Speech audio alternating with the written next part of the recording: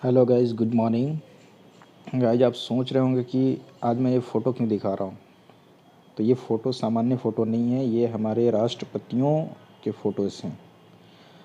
आप यह देख सकते हैं पिक्चर में कि शुरू से राजेंद्र प्रसाद से लेकर के रामनाथ कोविंद जो कि प्रेजेंट प्रेसिडेंट हैं, उन सभी का फ़ोटोज़ यहाँ पर दिया हुआ है। तो क्या गाइस, मैं इन सब के बारे में आज बताने वाला हूँ? जी बिल्कुल नहीं। आज मैं एक सामान्य सा टॉपिक लेकर के आया हूँ, इनके पद को लेकर के। ये सभी राष्ट्रपति थे, तो आज मैं राष्ट्रपति से जुड़ा हुआ कुछ प्रमुख बातों को बताऊंगा। गाइस, आज हम राष्ट्रपति पद के बारे में जानेंगे और ये जानेंगे कि राष्ट्रपति का क्या स्थान है और राष्ट्रपति होने के लिए उनकी योग्यता क्या होनी चाहिए, उनका शपथ ग्रहण कौन करवाता है, उनका चुनाव कैसे होता है और उनकी प्रमुख शक्तियाँ क्या है। तो आइए चल शुरू करते हैं। गाइस, सबसे पहले हम ये देखते हैं कि राष्ट्रपति होता क्या है। राष्ट्रपति भारत का राज्य प्रमुख होता है। आप देख सकते हैं हमारे स्लाइड में, राष्ट्रपति भारत का राज्य प्रमुख होता है और इसकी चर्चा हमारे संविधान में भाग 5 के अनुच्छेद 52 में है। कहाँ है? भाग 5 के अनुच्छेद 52 में। बढ़ते हैं अगले स्लाइड की ओर। तो दूसरा स्लाइड है हमारा योग्यता को लेकर के, राष्ट्रपति की योग्यता क्या है। तो गाइस, राष्ट्रपति कोई भी नहीं बन सकता है, उसकी कुछ शर्तें हैं। तो सबसे पहली शर्त है कि वो भारत का नागरिक होना चाहिए, सबसे पहली योग्यता। और दूसरी है कि उसे 35 वर्ष की आयु पूर्ण कर चुका होना चाहिए, उसकी उम्र सीमा 35 वर्ष होनी चाहिए मिनिमम। लोकसभा सदस्य निर्वाचित होने की योग्यता रखता है। जी हाँ, राष्ट्रपति वही हो सकता है जिसमें लोकसभा सदस्य निर्वाचित होने की योग्यता हो। और अगली ये है कि वो किसी लाभ के पद पर नहीं हो। जी हाँ। अगला पॉइंट है निर्वाचन। जी हाँ, योग्यता तो हमने देख लिया, अब निर्वाचन पर बात करते हैं। राष्ट्रपति का निर्वाचन होता कैसे है? जी हाँ, तो सबसे पहले राष्ट्रपति के निर्वाचन के पहले नामांकन होता है। तो नामांकन के लिए उम्मीदवार के कम से कम 50 प्रस्तावक और 50 अनुमोदक होने चाहिए। जी हाँ, कम से कम 50 प्रस्तावक और 50 अनुमोदक होने चाहिए। यह ऐसा इसलिए किया गया था कि राष्ट्रपति चुनाव लड़ने को लेकर के उम्मीदवार सीरियस हो सकें।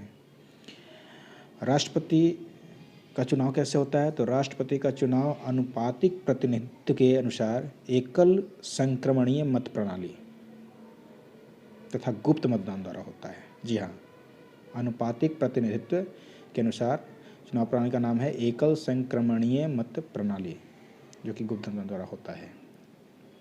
अब आगे बढ़ते हैं कि निर्वाचन में कौन कौन वोट कर सकता है। तो निर्वाचन में वोट करने के लिए निर्वाचन में संसद के दोनों सदनों के निर्वाचित सदस्य, जी हाँ, निर्वाचित सदस्य, दोनों सदनों के निर्वाचित सदस्य, दोनों सदन यानी राज्यसभा और लोकसभा के निर्वाचित सदस्य और राज्य विधानसभा जो होते हैं उसके निर्वाचित सदस्य तथा केंद्र शासित प्रदेशों के विधानसभा के निर्वाचित सदस्य भाग लेते हैं। जी हाँ।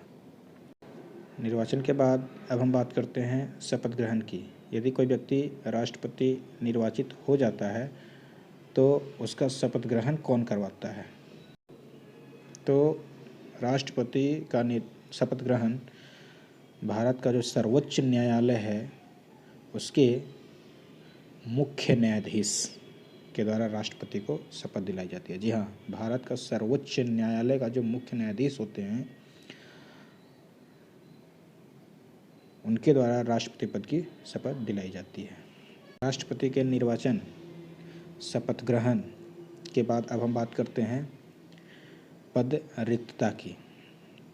हम बात करते हैं कि राष्ट्रपति का पद रिक्त कैसे होता है। तो नॉर्मल सी बात है कि कार्यकाल समाप्त होने पर, ठीक है। तो सबसे पहले ये जान लेते हैं कि राष्ट्रपति का कार्यकाल कितने वर्षों का होता है। तो राष्ट्रपति का कार्यकाल 5 वर्षों का होता है। अगर उनका 5 वर्ष पूरा हो जाता है तो उन्हें पद रिक्त करना पड़ेगा। राष्ट्रपति अपने कार्यकाल पूरा होने के पहले भी अपना त्याग पत्र दे करके पद को रिक्त कर सकता है। राष्ट्रपति अपना त्यागपत्र किसे देगा? तो अपना त्यागपत्र उपराष्ट्रपति को देगा। अगर मान लेते हैं संविधान के उल्लंघन का मामला हो तो राष्ट्रपति को कैसे हटाया जा सकता है?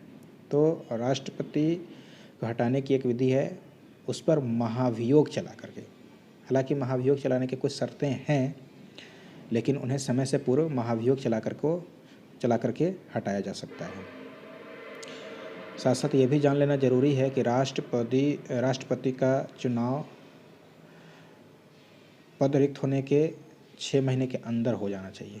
जी हाँ, 6 महीने के अंदर हो जाना चाहिए। राष्ट्रपति के पद रिक्तता के बाद अब हम राष्ट्रपति की कुछ प्रमुख शक्तियों के बारे में जान लेते हैं। तो सबसे पहले ये जान लेना ज़रूरी है कि राष्ट्रपति जो होता है भारत का प्रथम नागरिक होता है। जी हाँ, राष्ट्रपति भारत का प्रथम नागरिक होता है। राष्ट्रपति के बारे में दूसरी बात जान लेना ये ज़रूरी है कि वो जितने भी हमारे सैन्य बल हैं, जैसे थल सेना, जल सेना और वायु सेना, उसके सर्वोच्च सेनापति होते हैं राष्ट्रपति। ठीक है। अब संविधान के अनुच्छेद 72 को भी जानना जरूरी है कि संविधान के अनुच्छेद 72 के अनुसार राष्ट्रपति को क्षमा दान की शक्ति प्राप्त है। जी हाँ, अगर किसी को सज़ा मिली है, राष्ट्रपति चाहे तो उसे उसकी सज़ा को कम कर सकता है या माफ़ भी कर सकता है। ये शक्ति संविधान के अनुच्छेद 72 में लिखी हुई है। राष्ट्रपति संविधान के अनुच्छेद 123 के तहत अध्यादेश जारी कर सकता है। जी हाँ, यदि सत्रावसान का समय हो, मतलब संसद का सत्र न चल रहा हो और उस समय कोई कानून बनाने की ज़रूरत होती है, तो उस समय राष्ट्रपति संविधान के अनुच्छेद 123 के तहत अध्यादेश जारी कर कानून बना सकता है। भले ही ये अल्पकालीन होता है, लेकिन उसके हाथ में शक्ति है कि वो अनुच्छेद 123 के तहत अध्यादेश जारी कर सकता है। मिलते हैं अगले वीडियो में। धन्यवाद।